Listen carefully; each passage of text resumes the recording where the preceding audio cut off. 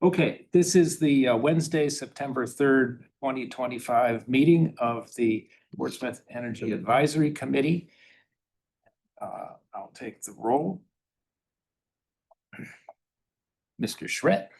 Here. Tom Rooney. Here. Tracy Cameron. Here.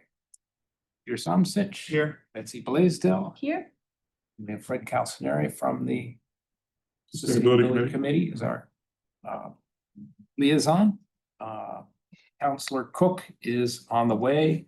She's at the Peace Treaty event, and I'm John Tabor. A couple of good developments, really good developments. I'm happy to report, as I was informed by the city manager and DP Director Rice, that request went out for a consultant to draw up our request for proposal for Jones Avenue. They've selected a consultant and are in the process of contracting that firm. And this firm will help us really figure out what are the options we want from the solar developers for the site, and what are the best ways we can maximize it for our residents and the efficiency as well as less carbon. So the contract will take a couple of weeks to do, but it's possible that we could have that be a discussion or maybe even a kickoff meeting at our October meeting. So we'll see. So I'm excited about that. It's great. And we also learned that the 30% credits for solar projects have not gone away as long as you get shovel in the ground before July of 2026.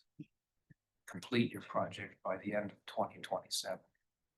Some of you might remember there was a wrangle in Congress about those funds. This was the compromise. Good thing we're not building a windmill. Yeah. Well, we're going to talk about windmills. Okay. Another item that I wanted to report to the committee is that Peter Britz and Kate Home and I were approached by the Island Institute. And the Island Institute, some of you may know, has a mission of making coastal towns and islands leaders in affordable and reliable power. So we spent about 45 minutes learning about them.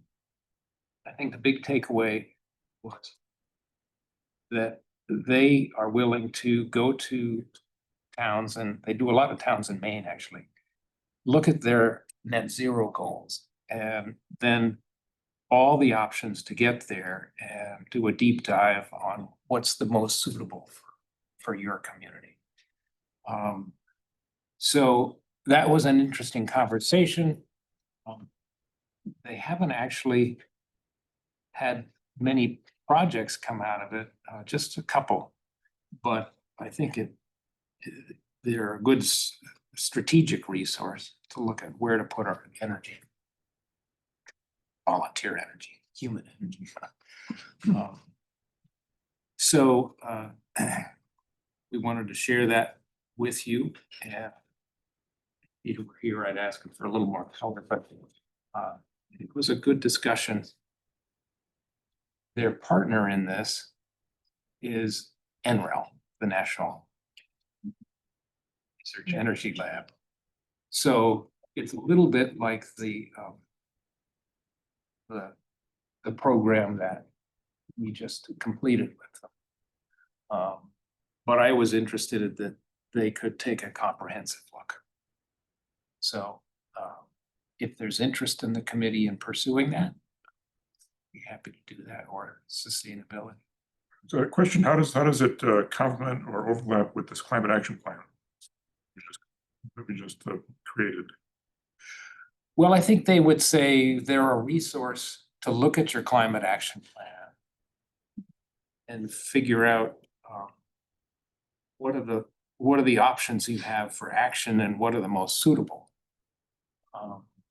And as you've seen with our NWEL slides, if you've looked at those, they've got great technical expertise. So they can do the calculations of what energy you save with different projects. They can rough out the costs. They can look at the return on investment if there is one. That kind of. One thing that Island Institute has been really successful at is helping electrify waterfront communities in terms of providing charging infrastructure for electric boats, getting grants for local fishermen to get electric outboards or even electric inboards for lobster boats. So we've been fortunate to be able to work with NREL on looking at renewable energy resources.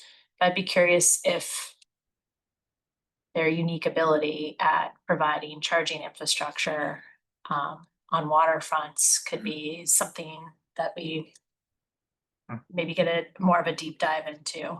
Yeah. I read their journal every month and I'm always amazed at what they've been able to Nice. accomplish with that portion of communities. Yeah. So, Well, we could have them attend by Zoom. yeah, it's really cool. Where are they out of? They're out of Rockland, Maine. Oh, Yep. And I don't know if any of you know Jen Seavey. She's in Yeah. Kittery. She right. ran the Isla Shoals for UNH. She became their head of programs. She recently left, but she's a local person who's worked Yeah. with them too. Jansen. She's strong. And I'm just looking, this is a map of some of the projects which I can put in the next packet. I think you passed that out a couple meetings ago. Yeah, I think I've seen that. Okay, good. Curious thing about the map is that Gary, Indiana is on there. It looks like Gary's You're in close to a Ireland, in the middle lake. of the country. Okay, well, we could have a follow-up conversation with them about waterfront. That kind of resilience. We have some minutes to approve. Has everyone had a chance to read those? Yep. Welcome a motion. Move to approve the minute. Okay. Second. Okay. Any changes, deletions? There's one sentence that I think it's something just got truncated. It was section 3. It was like the third paragraph of the sentence just kind of didn't make sense. Okay. Kind of had inside. Bring that to Stephanie's attention. So About the CPCNH staffing, and it kind of started to talk Trailed about, off. and it just didn't. okay. So vote to approve those minutes as modified. All in favor? Aye. Opposed? Oh, Herb's not. I was wondering if something Yeah. you mentioned him, I'm like, uh-oh. Oh, yes, well, Herb said he couldn't be here. I forgot that. It's kind of conflict, but you know, all credit to Herb getting this book. Yeah. Well, he was tenacious. And the question we asked was, is there an opportunity, shoreline community, to have wind power waste plants and wastewater treatment plants? And I think we had them do a preliminary presentation to us.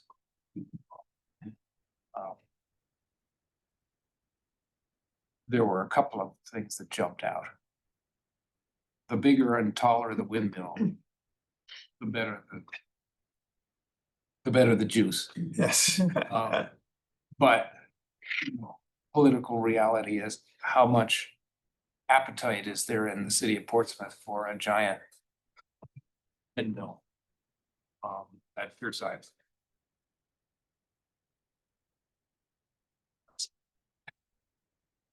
fact, Counselor Cook spoke about that.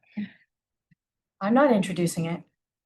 Like, There's There's no no political political courage these days.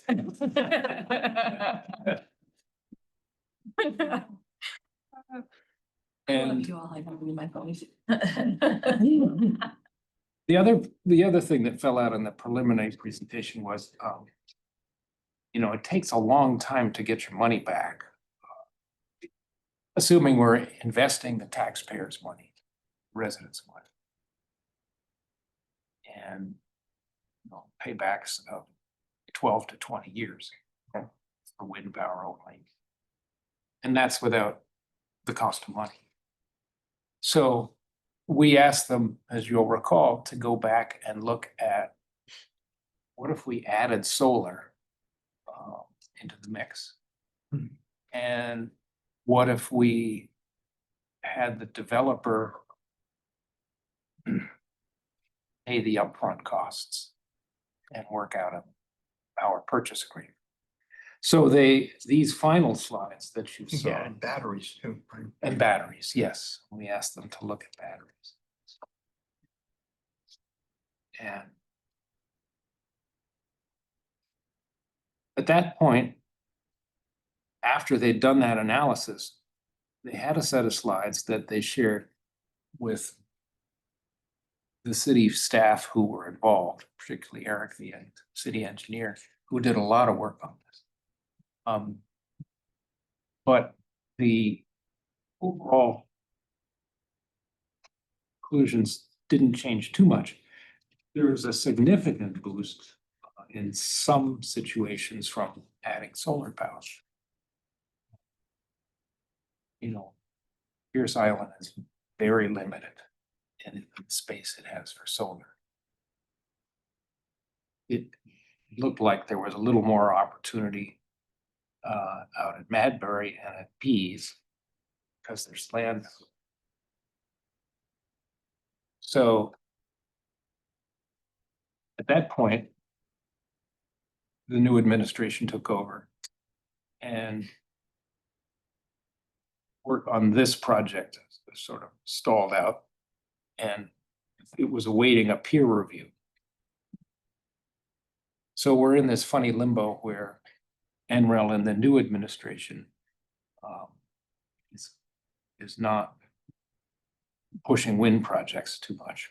And so the peer review hasn't happened. So that's why these slides are not a final product. Because they're not a final product, we asked you to, you know, we felt we could share with the committee, but we weren't necessarily gonna put it in the packet and make it public to keep ourselves on the right side of NREL, what they thought the right thing to do was. So So shouldn't we even treat the draft proposal we got from them as the final one? We better keep it because there might be a revised one that looks totally the opposite. well, I don't know, data's data. It's happened. Yeah, data's data. No, no. Used to be that way. Used to be that way. Yeah, no, I hear what you're Yeah, saying. yeah. What you're saying, but that's the lead up and, you know, I think I would ask the committee what you found in it. What conclusions each of you drew from it and what further action, if any, we would take and any recommendation or just vote to put it on file, so.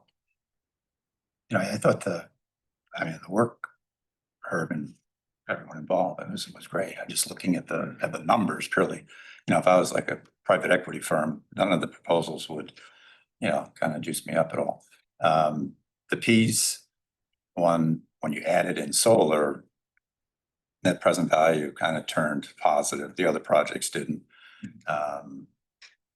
But I don't know, is solar standalone a possibility at Pease? I mean, do you have to? Wind was a loser in all three scenarios. So, I mean, is solar a possibility standalone? It seems like at Pease, you have some acreage to work with, whereas you don't really have much at Madberry and very little at Pierce Island. But it's the acreage at Pease that kind of turned the numbers a little bit positive with solar. But wind doesn't seem to be adding to the equation in any of the sites, regardless of the kind of the optics or the size or whatever. Just pure financials didn't seem to be that compelling that we would wade into this. Yeah, and also, I think we, in the highest cases for wind, got up to 30% or so of the load. So Pierce Island uses a lot of power. So our ability to free ourselves from fossil fuels is limited. Mhm.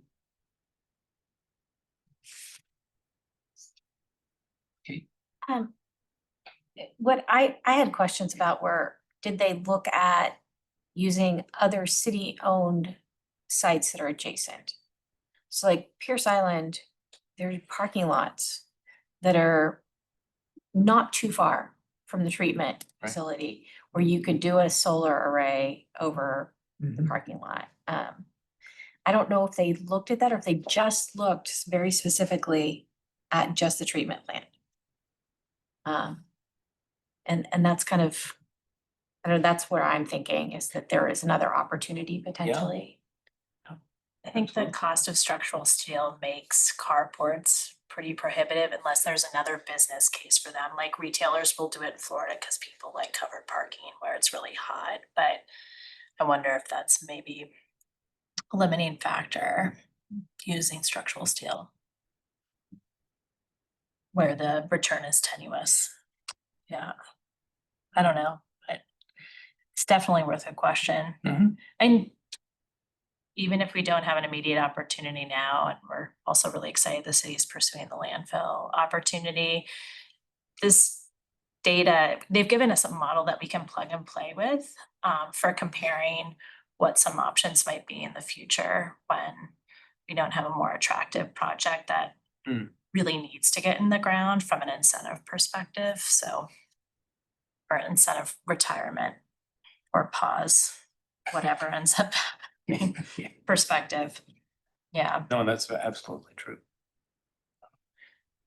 we didn't have any data points on this before, so it's just like a wealth of information and it's a model that we can leverage now. I think that would be great if we could get the underlying workbook that they utilize to calculate NPV and such. Cause we could play with that. It's a really useful tool to have. Yeah. No, I thought they did a great job. You know, we asked the question, does it make sense to use wind power for these wastewater treatment plants? And they answered very comprehensively. You know, And, you know, Betsy said, having that model to work with, you can see electricity prices really spiking, going up significantly, which could change that in Right. calculation in a really short period of time. yeah, I noted that they used a 3.5% price escalator, Yeah, which is, quite low. Yeah. Yeah. But better to be conservative. Yeah. We would want to overpromise residents anything on energy prices. The did fact you- that Pease has 2 acres available for solar is, no, that's not anything to sneeze at. yeah, as long as it's okay with the FAA. There's not any sunlight reflection issues. I built a solar array at the end of the Ontario, California airport, and they were actually pretty quick to respond, and it wasn't an issue, so. And this was like probably 15 years ago. I mean, so it's outdated, but at that point, that wasn't really a thing that was asked, so I don't know. Might not be an issue. Probably isn't. I'm probably just making it up. No, it's a legit question to ask. You don't want to blind pilots, especially The Blue Angels who are in town, as we all heard today. Uh, But the solar only results are in here. Yeah. And yeah, it's on. Yeah, Prime towards the very end. And it looks like, yeah, I'm surprised that the payback is 6.78 years for solar at Pease. And they said there's plenty of demand for them to work with. It's 24% of the power. And it's for 2.2632 acres. What they're showing for Pierce is half an acre, so they definitely didn't look at the parking lots. You were surprised at the duration of the payback period? You thought Yeah, it for was short or solar, too long? too long. Huh. It seems too long to me. But But that is influenced by the escalation rate they use for the electricity for sure. Actually, I can't remember when our power contract expires though. For the city. We have 2 years left? I think they've locked in a new one. Okay, so.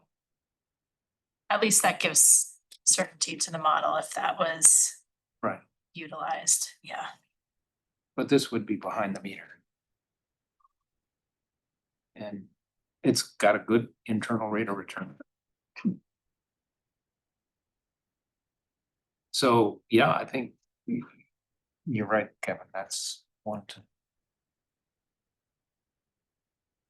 That could be something that jumps out as a favorable option. I don't know if it's something we could even mention to the consultant the city's hired to see, like, if we end up.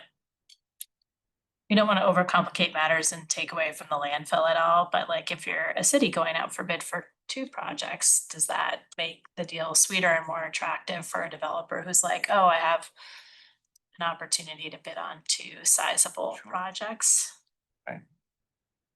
Was the pier silent on top of the building or was it on the ground? I thought I read it was on top of the It building. was on top of the building. Yeah. And it was very small, it was like 8,300 square feet or something. Yeah, I think you're right. Betsy, could there be an economy of scale for us to Yeah, pursue that? I just want to add about regarding the increased electricity prices. If you follow the legislature, or not the legislature, PUC, the PUC is granting the utilities huge increases in their distribution costs. I think it's like 100% over 5 years, locked in. Which means that the actual consumption is probably going to be a small portion of the bill. And no matter what you do, reducing it or increasing it, it's going to get dwarfed by the distribution costs over which we have no control. So we got to be careful to pitch this to people to say, you know, things are going to reduce our utility bills, when in fact, the distribution costs are going to go up dramatically. While the actual energy supply costs probably won't be that dramatic. I think it was the customer service charge, which is fixed, is going up. Well, yeah, over the well, I'm time, talking not- about, I'm not not- the everything distribution. except the supply costs I'm looking at, No, the monthly charge. the monthly charge, which is a small portion of your bill, is the fixed charge, not the amount that's tied to KWH, but just the fixed charge. That's what is doubling over a period of time. Right. But that's a smaller portion of the I distribution. don't know, it's like $30 on my bill. Is that the system's benefit charge? No, No. Charge, you're like fixed. The fixed meter. 20, it's like charge, yeah, $20 they're a month putting now. more into the fixed No, no. service. Fixed service charge, and- yeah, And not yeah. as much variable, but it's not the whole distribution. It's charge. not the whole, no, It's a it's section not of the it, whole, yeah. that's true. But that's a big increase, and it's locked in, so it's not like they don't have to negotiate this and prove that they actually need the money because they didn't make it last year. Yeah. They got it locked in for 5 years.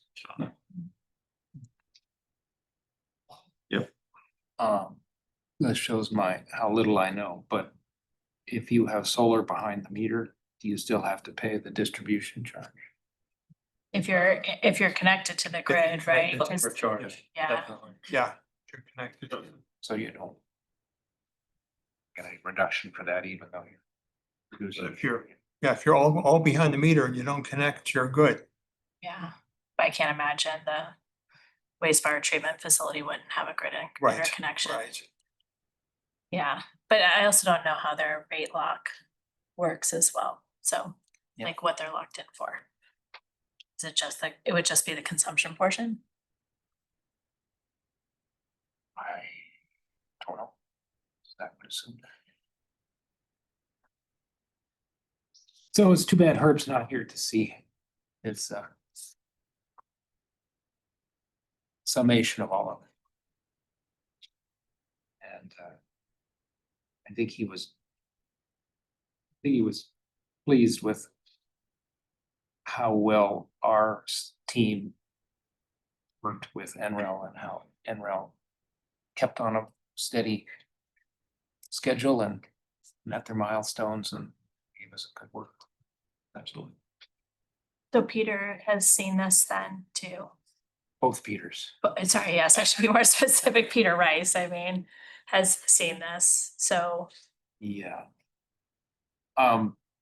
maybe pointing out the solar option and if there's an opportunity to raise that with a consultant, since it's not like crazy. Yeah. Yeah, Maybe in we terms of should. payback. Is that the consensus of the group? Kate, from a like city, oh, I guess both of you from a city council perspective, when you're looking at investments, like, are there rules of thumb of things that you just wouldn't put out there? Like, is 7 years too long to consider for a simple payback? I would say no, but I mean, that's because we finance a lot of things over 20 years. Yeah, So, I think people are accustomed to that, to a longer time frame payback, but the bigger question is, I think whether or not there's appetite and availability for initial investment. And it would depend on our bond council, Yeah. right? Well, we have about 160 million of capital that we have rolling right now. So I think the raw number amount is significant. If it cost $5 million, that's $5 million that can't repair a school or pave a street, it's $448,000. right? Which is, capital budget our size is, it's not a huge amount. And it will pay for itself and result in savings. Measurable savings right away. So I guess the answer to me would be, is it a big bite of the apple or a small bite of the apple? It's a small bite of the apple. Could it be added? If it's added, does the benefit that it pays for itself in 8 years make it worth it? And when you get actual numbers from a proposal, it could vary from NREL's estimate, right? Totally, yeah. And you're gonna get obviously data on Jones Avenue too, which will be informative, right? There's something nice about small bite of the apple over time, you can do one a year. Or, every, Yeah. you build that and demonstrate that it's doable and helpful and. And if the numbers work, if electricity prices go up, developer may want to say, well, we'll split the savings with you and we'll do the capital upfront. So. Totally. It's another way to. So I think one thing that maybe we haven't talked about is the fact that right now Community Power is offering its customers so-called 100% green energy. But we know that we're not offering them local green energy. Right. That's somewhere far away, Idaho or wherever it was. Well, it's New England, yeah. Yeah, well, we're funding someplace that's creating this energy, so it's happening. But there's a difference between that and locally generated actual green energy, whether it's offshore wind or whether it's the landfill. Right. That is real local green energy, which is kind of a target for us to work towards at some point. right? Absolutely. So this would be a step in that direction versus having to go outside the state or outside the region for someplace that generates it. And that must have some value to it, you know? It can't be the same. Well, that's a good question. How much value does Yes. that have at the city? Well- Well, and the populated residents, do they see that as a value proposition or not? Would they be willing to pay more for it? Would the Community Power Coalition in any way get involved in this because it is a local thing? That goes for Exeter too, and with their solar. But that's a step in that right direction. But unless there's some incentive to do that, then everyone's on their own. So you're thinking like maybe they could purchase the RECs from the actual energy that's produced Yeah, to the subsidize rest, the. Yeah, because they The would. town would create- be able to credit themselves Yeah, against their own yeah. greenhouse gas inventory, but it could help with the financing. Yeah, rec pricing is gonna go up. That's for sure, because these projects aren't gonna happen, and for those that want recs, there's gonna be fewer projects, yeah. Mhm. We're forecasting a pretty rise in that, so I know it's possible, but I think that's probably the last option we'd wanna do though, because we probably wanna credit our own greenhouse gas inventory with the emission savings if we did something like that, but it's definitely an option. But back on perhaps looking at Ps, I mean, if it improves the financials of the bids we're getting, you know, economies of scale, whoever's bidding on this, saying it's a larger project between the two. If it's compelling enough, then it's worth looking at, but if it's not, you know, perhaps it's, well, why bite off bigger scope initially if Right. if it's financially, it doesn't really make a difference. You can just stage that as your second project. I don't know. Counselor, I filled them in on what Karen told us the other day. We have a consultant lined up for contracting, in the process of contracting now to develop our RFP framework for solar developers for Jones Ave. And does that, the scope of that engagement include evaluating the proposals? Yes. You know, the financials and helping, okay. As we learned from Exeter, it's good to have your neutral party. Yep. Because they knocked down some of them. Yep. Estimates and raised some of the others. Yeah, the mayor always says, well, if we put these solar panels in, how do our residents, you know, get a break on the cost? I said, well, I don't think we're quite ready for CPCNH to buy our power. Maybe that's in the future. And hopefully reduce the city's utility cost and reduce the greenhouse emissions, and that's a direct benefit to the taxpayers. And it's kind of a related question. You mentioned earlier the 30% and the dates, the July and then the end of 2026. Does the project have to be live by the end of 2026 or just the project is Just a shovel in the completed? ground. No, at the end though. 2027. I mean, end of 2027, does it have to be kind of just like Exeter was done, but they hadn't completed the interconnection work or whatever, so they weren't able to go live? Do we have to actually be able to flick the switch and be live by the end of 2027? I have to go back and research that. I think you do, Okay, I would assume, yeah. which is tricky because some of the lead times for transformers. Right, and things like right. that. So that's what hung up Exeter. Yes, there was a lot of haggling about that in Congress, and I don't know where it landed. Because 18 months is a fairly tight window.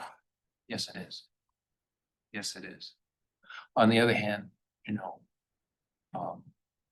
using just rock ballast, putting down Yeah. solar panels. Goes pretty fast. Yeah.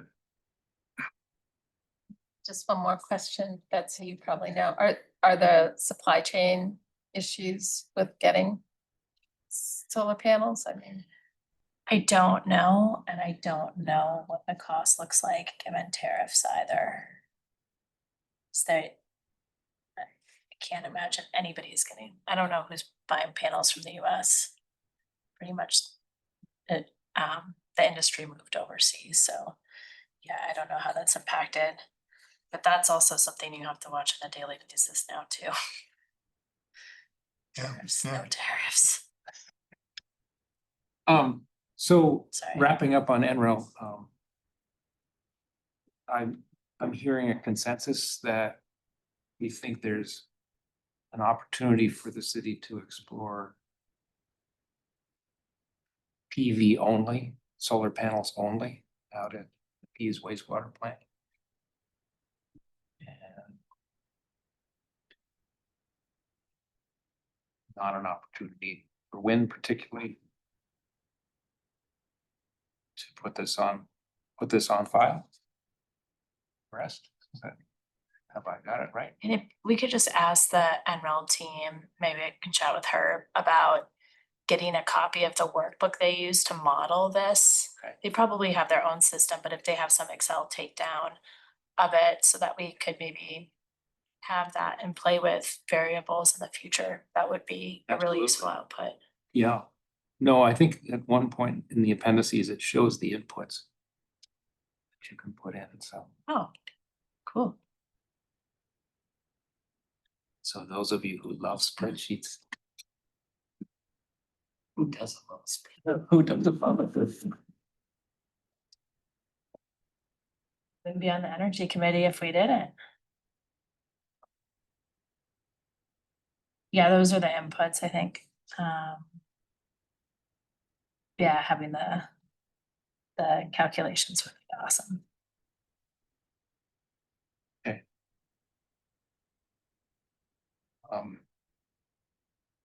Councilor Cook, do you think we ought to vote that? Or we've got a consensus? Turn to you for governance. If we have a vote on it, then it's easier to move forward if we need to.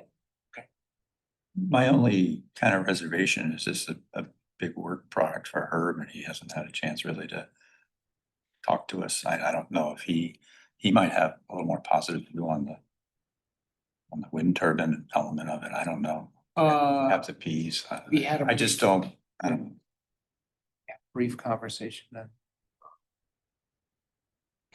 He felt that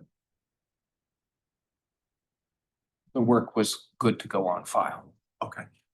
But I think this discussion has pulled out a little more value out of it.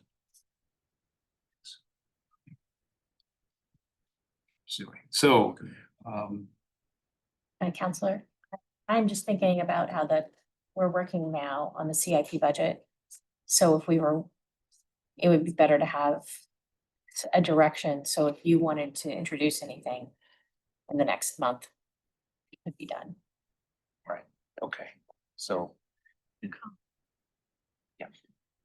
That in mind, somebody like to make a motion?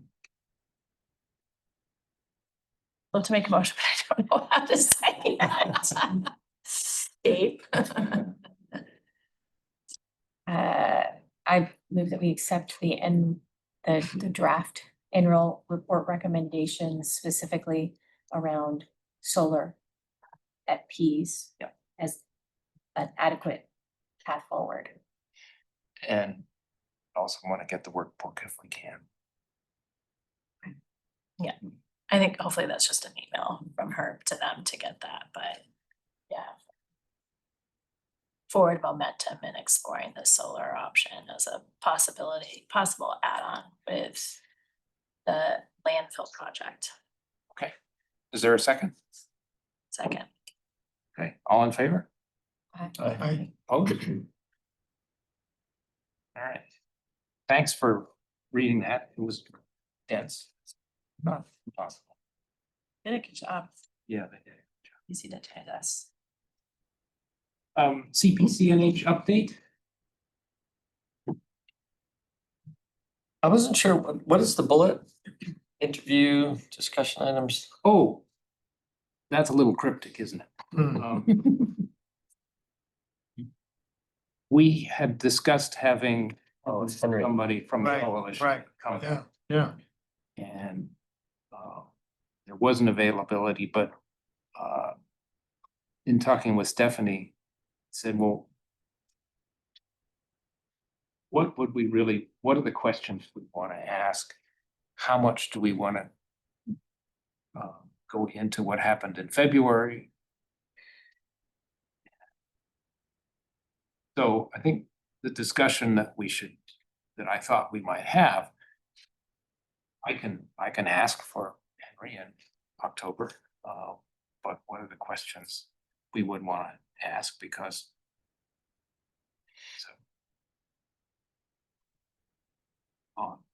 by the way, I did send out an email to the coalition, to their data person, saying, can you just tell us what kind of opt-outs we're seeing since the new rates have arrived, and I haven't heard back yet, so.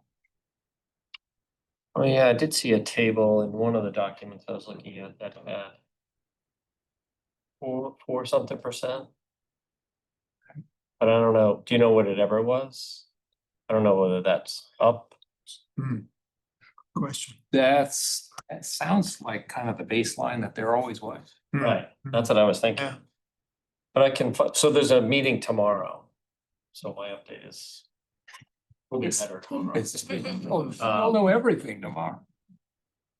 But there is a couple items for discussion that'll take up a lot of tomorrow's meeting is.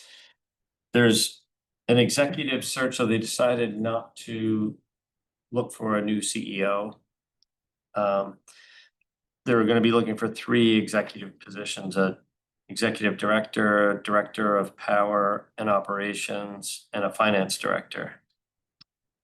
And there's a hiring committee that's been looking at getting the job descriptions together and kind of the process for doing this. And right now, the director of power and operations is the primary role that they'll be looking to fill.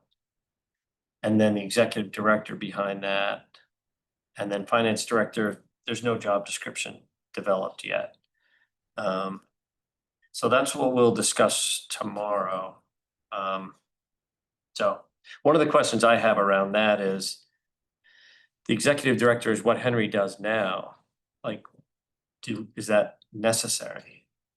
That would be my question. So I can fill you in after tomorrow on.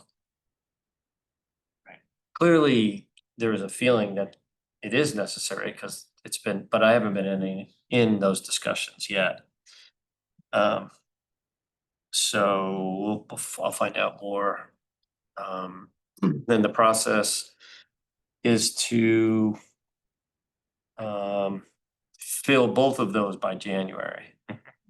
Just, Realistic, yeah, seems to be. but they're both, fairly high level and yeah, it'd be interesting to see what they get for candidates.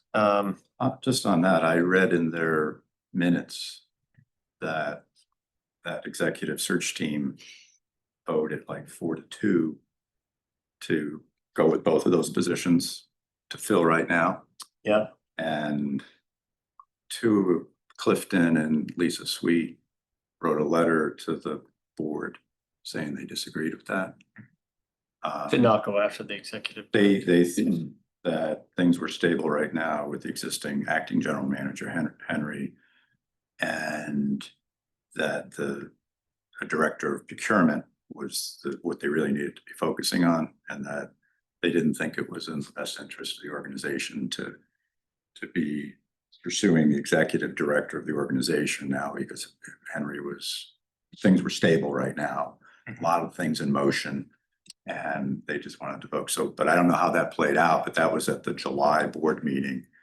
And there was a letter in the package from that both Clifton and Lisa Sweet wrote saying that they didn't agree with the direction of the executive search. But it sounded like regardless, they voted 4-2 and they were moving forward as you described. Yeah. Yeah.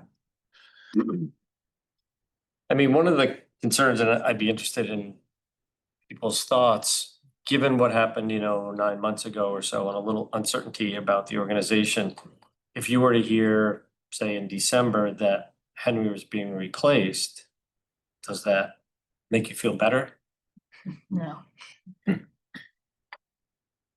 I would personally have real concerns about this direction when, given what happened 9 months ago, I would think that you would be leaning more towards a finance director or a director of procurement or somebody who is handling the financial side of things, because it seems to me like that's the challenge. It's not leadership, it's Yeah, finance. expertise in certain specific areas, yeah. Yeah. I think the procurement is what got them, that's what kind of turned the financials upside down. Yeah. So. I There was a think- missing due diligence process on So- the contracts that were signed, yeah. So Yeah, it sounds like they're definitely going ahead with the director on the procurement side. right. But And that's the primary one, so That's the that's primary. good, because the other concern that Cliff and Lisa had originally was if they went the CEO route, then Henry was automatically out, because what they were looking for, he wouldn't have fit. So now he's in the running and, it's better, but it is, given the amount of work that it takes and the amount of time, and staff uncertainty, I don't know, I mean, but like you said, there's been some discussions and they're headed in that direction, but I mean, who knows? We're not inside. Depending on what the job description is for the executive director, I would imagine it's probably going to be pretty darn similar to the one that was written for the CEO, just a different title. It's a question whether, does Henry fill the requirements for that job? But I mean, he's certainly very capable, but I mean, I would imagine there's always a risk if they open it up that it could be, they might get an all-star, Right. externally that, who knows, but that's their call. I gotta say, I'm still feeling not fully satisfied with the response we heard from them about what happened. And that's why I would like to see Henry show up and say, and field questions, for example. Describe exactly what happened. Tell us why it happened and tell us how you're gonna prevent it from happening again. And last time I think we heard from him, he was just saying, we're looking at everything, we're investigating everything.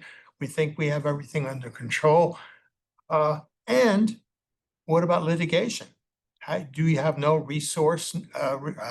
recourse to get through litigation, some type of compensation for reputational harm as well as financial harm from the company that now operates the business? The contract that failed. yeah, my understanding is that that's not really the crux of the big problem. Well, okay, you're saying that's your understanding. I would like to hear from them explaining to me exactly if they're in agreement with what you're saying, that this is what happened, this is why it's not gonna happen again. And this is why we can't litigate or should litigate, or maybe will litigate, I don't know. But it seems to me, we're kind of left hanging there and trust us, well, it's not gonna happen again. That's not good enough. Yeah, and I don't think we have to be an inquisition, but I mean, we are now in our second rate period in a row where our rates are higher than the local utility. And that was not the game here. That's right. And if we were still under the utility, I think there's a little less. And you can see from everything that they're doing a lot of changes and revamping. They're auditing the procurement process with a third party, and they're doing a lot of stuff. But nevertheless, I see in their minutes that these guys are out meeting with other towns. I don't think Portsmouth is asking for anything like we're being particularly Okay. demanding. Between he and Jackson Kaspari, they're out meeting with towns, talking about what transpired. And I think it would be good. I'm sure they'll have answers to pretty much everything we ask, but I think and we, I think, have as a committee Yes. we some are. level of fiduciary responsibility to the council and the council and us to the residents. We have now swept all of our residents into Right. community power, and for 12 months in a row, they're gonna be paying more than the local utility. Mhm. And that, you know, that Yep. bugs me. And we should just hear from them. Absolutely. So I'll get off my soapbox. All Yeah, right. you- Those are two pretty strong Yeah, statements that we should meeting have Henry or he designates, preferably Henry. And I think we all should read that there were some lengthy statements of what went wrong and what we've done that are public, that are worth reading. And I don't know if it's new for, on their website now, all the meeting from all the different committees and board meetings, minutes and everything is on their website. So if you're interested, a lot. They have a lot of committees and a lot of meetings. well, it's a big operation, of course. Yeah. So there was a couple other things. So the 5 near-term priorities are all centered around what you're talking about. Like, what are they doing? Mhm. So one is the enterprise risk management policy and operations, which has, I think, been around, but they're putting a lot more focus on that. There's been a lot of trainings for board members. And one of the things that's been discussed is a lot of the, Calpine and other expertise, but having leaders within CPCNH that understood everything, there were only a handful. And so I think that's part of the hiring of the procurement director and a finance director, because they have Eco CFO, who's, an accounting firm, which,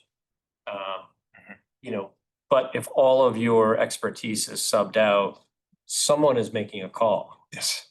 And if it's one person, that can be or if that's really limited. Right. It's dangerous.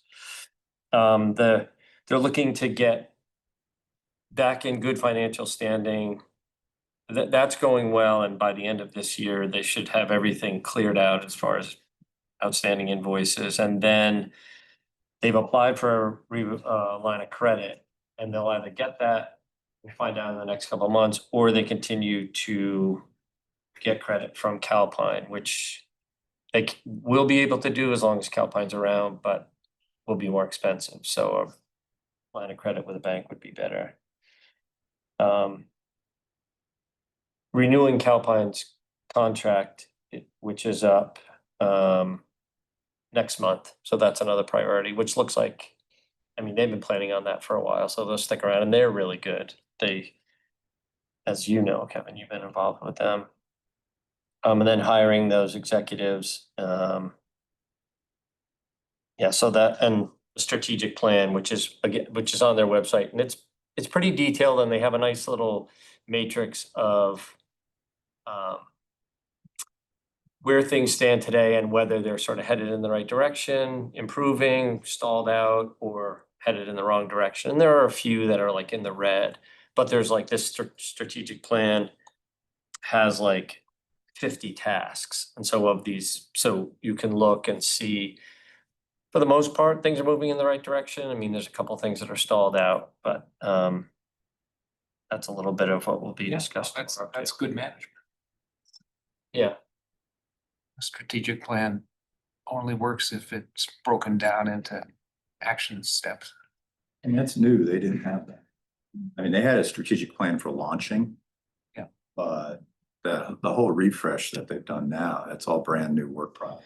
Yeah, and what they were saying, you were heavily involved before, but I think for the rest of the board, there were a lot of people, like, things are a lot more open to, and everybody, to make sure that the entire board kind of follows what's going on, and that it's not, like, we got this, Yeah. like a one pager, this is good. Yeah. That's what I understand. I didn't see it before, but yeah, it seems like there's a lot of work being done to make sure everything's out in the open. Well, it's like any startup, isn't it? If you've been through a startup, you know that mission one for the first 6 or 10 months is to get it up and running. Yeah. And then 6 months or a year later, you discover it's running, but we haven't figured out how to manage it all. Yeah. They just need to prove again that they can get the basic rate under the utility. Right, because towns haven't joined them for, because it provides a seat in Concord to energy, be involved with energy legislation and renewable projects. Those are all the kind of the additional benefits of being part of community power that were important. But job one was to have a basic rate that was at or below the local utility. And if they can't do that, and I have every faith that they're going to, that's not good. Right. And obviously they've got to dig out of a financial hole. Right. So it's how much in the rate has to fill that hole, and when are you done with that? Right, exactly. So there's every hope that when they dig out, they're going to be able to put more of the delta toward rate savings, which they could in good conscience do this past rate period. And one other thing that's been brought up here a couple times, there's been discussions with Eversource just about some of both the communications that they've had that they maybe feel that haven't been putting Eversource in a good light. So there's a meeting, I don't know if it's final, but in a few weeks, and a few of us are gonna meet with Eversource and kind of talk through it. Good. Just because ultimately, I mean, you gotta work together, because CPCNH. Have a good flight. Oh, yeah, take care. Thank you.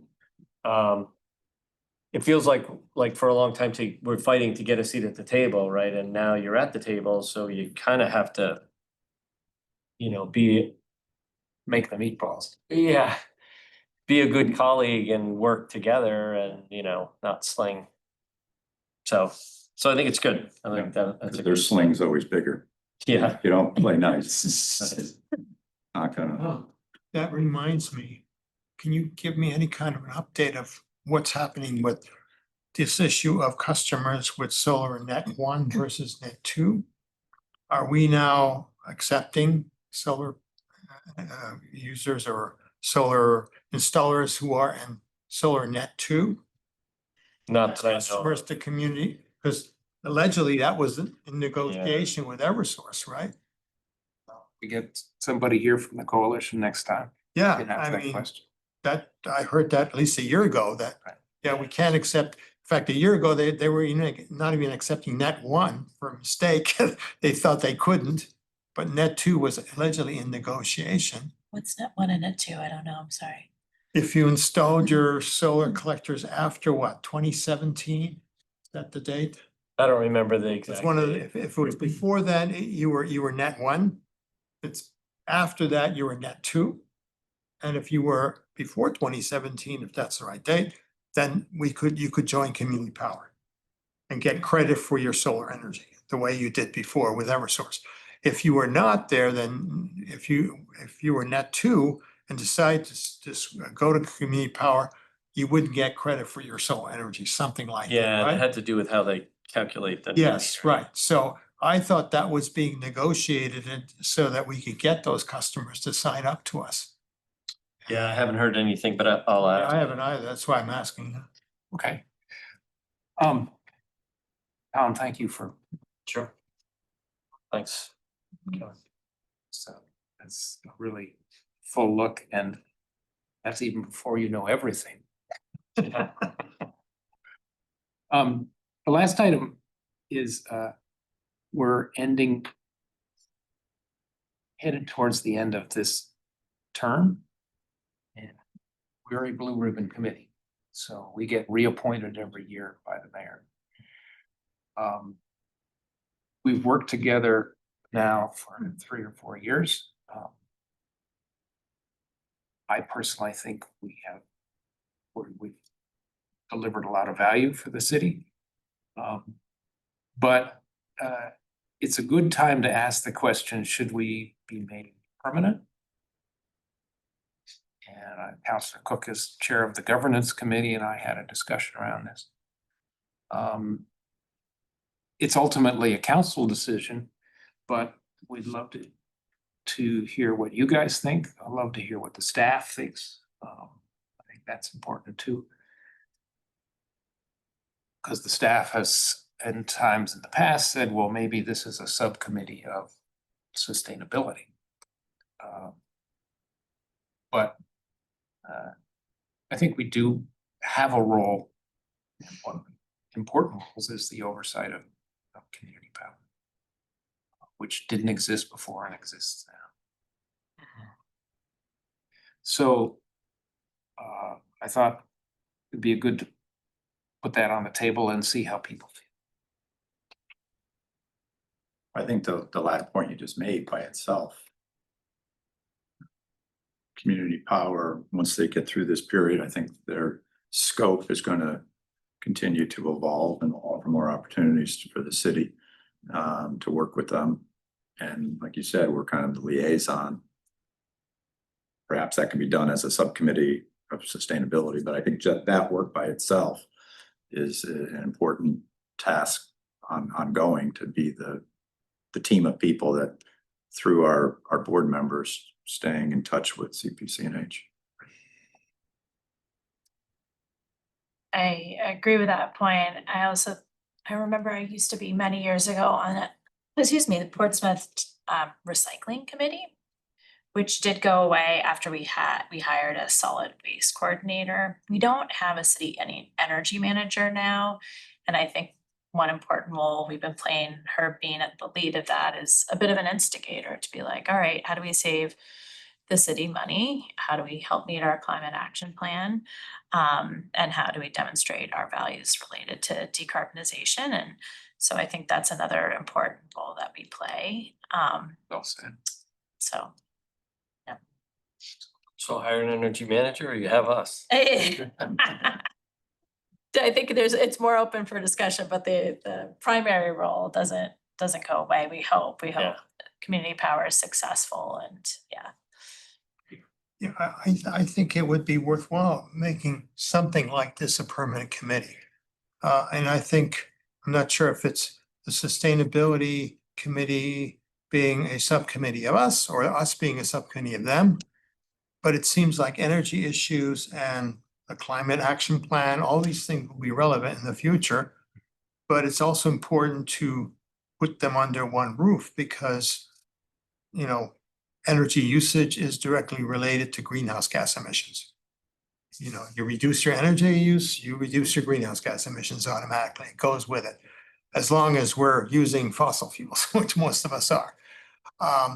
So, and in fact, the whole programs around energy efficiency do the same thing. You know, you can generate 1 kilowatt of energy or you can save one. Mhm. They're both pretty much equivalent. So right now in the political climate in the country, it looks like the national government's not going to be encouraging more renewable energy supply. So there might be a strong emphasis on energy efficiency of what we have already to make that better. And I think the two committees have slightly different roles, but I think it would be actually important for us to merge these two efforts together because they're very similar to the goal involved here. So, and I think making it a permanent committee would make it more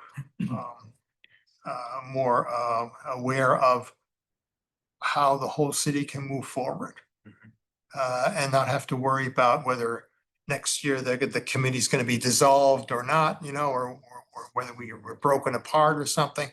I think it would be good to have a permanent committee for energy and resource efficiency or sustainability. Sounds like a good idea for me. One of the things that I've had the privilege of working with people on this committee is the terrific depth of expertise. You know, that's your expertise in this whole area. Kevin, your utility background. Tom, your energy efficiency background. Peter, your technical expertise. And Herb, as well. So, and, you know, Ben, of course, deep knowledge of energy markets and long-term energy strategy. So, we're very fortunate to have all of you and your expertise to help the city, and I appreciate that and hope we can continue that. Counselor. I echo what you're saying, Counselor Tabor. I think that the city can't afford to hire the level of expertise we have in this room to not only understand the way all of this works, but to be able to manage it effectively. It's just, we can't afford it. You know, we would have to hire a lot of people. We don't have enough staffing to do that currently. So there are real advantages to having the technical expertise that this committee has.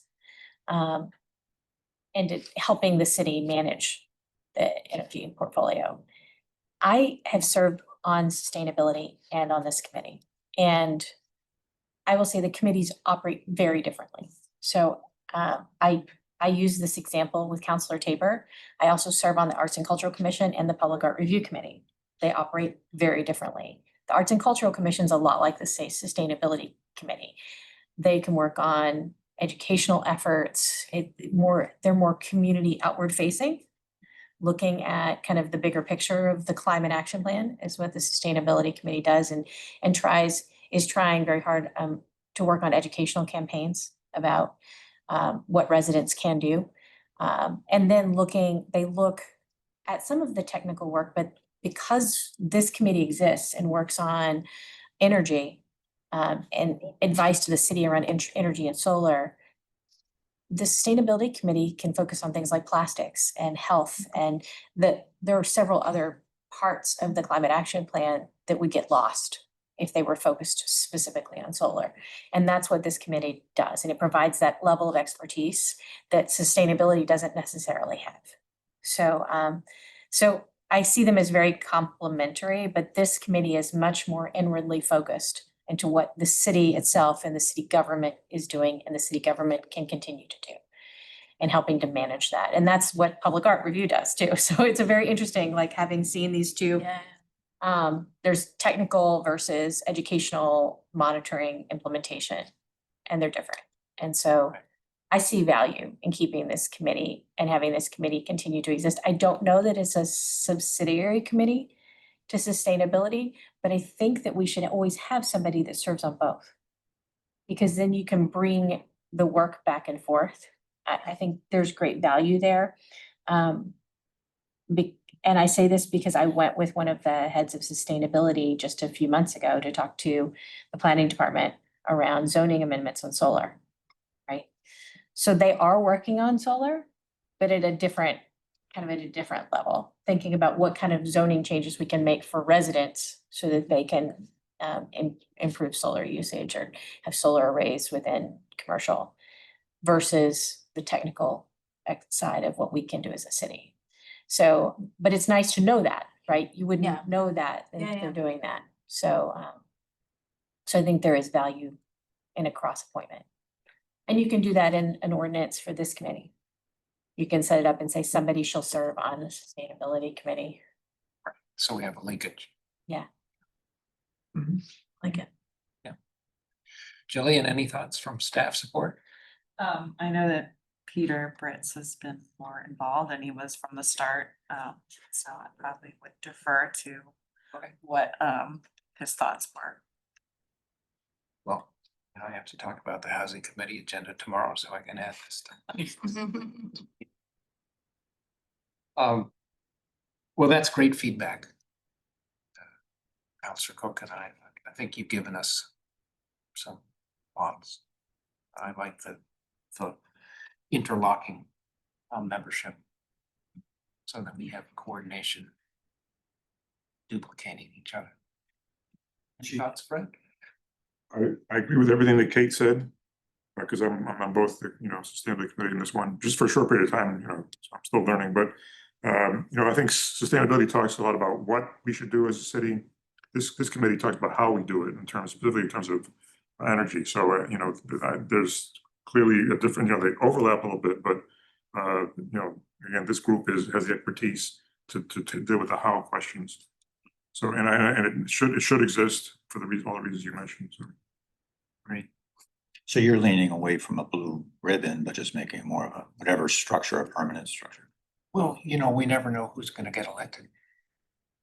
So, you know, there could be a change in council that is a change in policy direction. So. You know, that's the thing about blue ribbon committees is they exist for 2 years at a time. And they're appointed by the mayor. By the council. So. Yeah. So I'd like to bring up a little different question, but not a question, but some information. I don't know if I'm sure some of you have already heard about something called balcony solar. And balcony solar is something that started out, I think, 2 or 3 years ago in Germany, where 50% of Germans rent. They don't own homes. And so people wanted to participate in solar energy, but all they had is a balcony. So companies started to design these portable solar panels that you could hang out over your balcony. And you plug it directly into a wall outlet and feed the electricity into your home. There's no utility involved, it's portable. And it hasn't caught on in the US yet, but there are several companies that are already offering it in the US. It's eligible to be used in all 50 states. And the state of Utah is the first state that actually wrote a bill prescribing it and encouraging it and so forth, that just passed this year. So in the sense of experimentation, I ordered some for myself. And I'm gonna put it up on my deck and to see what happens. So probably within a couple of weeks, I'll have that. It's relatively simple. It's basically, you just fasten it to your fencing or your balcony or whatever, and plug it in, and you're feeding electricity into your home that you're using, diminishing what you would use from the utility. And I'm thinking this is a incredibly interesting idea because 50% of people in Portsmouth are renters. And this might be something that renters could lock onto and say, incidentally, it's an 800-watt system for $2,000. And it also qualifies for the 30% rebate if you do it by the end of the year. Or maybe it's next July. I don't know which date is. Do show and tell next meeting? Well, if How I portable have is it, it? Yeah. if I have it, I'd be more than welcome to invite you guys to go see it. Yes. So yes, That's really cool. yeah. What was the company you bought it from? The one I bought it from is a company called Kraft Strom. So CRAFT STROM from Houston, Texas, I think. Yep. There are 3 other companies out there. 2 of them are nonprofits promoting this. And I think only 2 of them are genuine focused companies making this stuff. They're an Austrian company. I thought at first they were German because their labeling has a lot of German labels on it. But they're Austrian. And I'm going to see what happens. And interestingly enough, as well, is they're bifacial. That means it collects energy from both sides of the panel, not just one. And compared to my solar collectors on my roof, which were 10 years old now, with an efficiency of 17.5%, these things are 23% efficient. Yeah. So pretty much 50% more energy comes out of these on the same surface than my collectors on my roof. So it's a more efficient system, it's bifacial, and it's portable. If you go to another apartment, you take it with you. So, sounds interesting. Can you have a series of them? Or is it just? Yes, Okay. you can get different sizes. The smallest size you can order is the 800-watt kit. Yeah, 6, 8. It's crazy. You can plug it in and it, so if you're out, Get off The space on your. HTC can't shut us down on. Nobody can check it. It's an appliance. It's It's not an permanent. appliance. It's not- Yeah. Yeah, so there's no ordinance we need to write. No, the only people that can shut you down is your co-op board or your, Right. you have a, yeah, Yes. Landlord. yeah. Cool. Anyway, How do we publicize that? Yeah, thanks. This is really cool. well, I don't want to publicize that. If I get electrocuted or something, so. Yeah. Wait, Works. just wait on that. Starts Here working. next month. Call her. You go to your house. Right, yeah, I'm willing to give a tour once it's working. For other public comment? Sure. First of all, I want to apologize for calling you Kate rather than Councilor Cook. Okay. But the other one is that, Committees are a little less. okay, sorry. Totally I fine. didn't know what the rules were, but you're aware of that the Sabre the bicycle organization is going to wants to work with on an event on Sunday. September 21st is being designated Sun Day.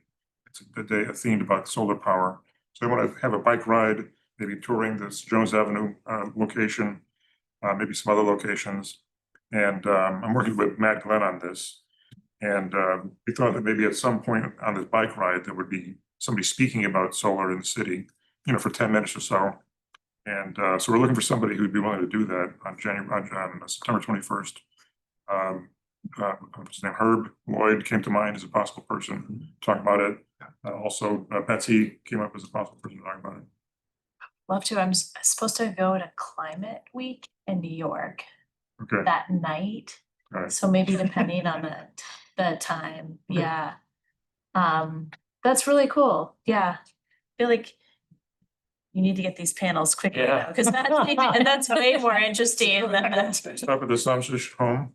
Yeah, Sure, yeah, if exactly. I've got it, yeah, sure. Whatever. Absolutely. You don't have to ride your bike. I mean, it's, we could just ride to I you. have a bike, I could ride it. You can see- But yeah, gladly, yeah. I don't know, what do you think, thoughts about designating somebody from this committee who could be a representative? Well, see who. Yeah. Volunteers. Can I reach out to Herb also and just ask him if he's? Sure. And Betsy, if you're. Yeah, Fred, do you have my email or I can write it down? And Betsy and both of us have solar on our roofs too. So I think you've had it. I just had a look, How 2020, long so I'm not ago getting do you paid have for my it? How solar. long do you have yours in So I switched to community power, 2020. 2020? Okay, so I had it 2015. So I got it for 10 years, which means that I have 10 years worth of data. By month, by year, by hour. And you learn a lot. Mhm, mhm. For example, you learn that July and August are not the best days for solar. April and September are better. And it's because solar collectors are semiconductors. They don't like the heat. Mhm. So it's a balance between long days of sun and temperature. Optimally, you want to have in the Rocky Mountains, somewhere up on top of the mountain. Anyway, yeah. Okay. Thank you for that. Betsy? And if there's no other business, we'll adjourn.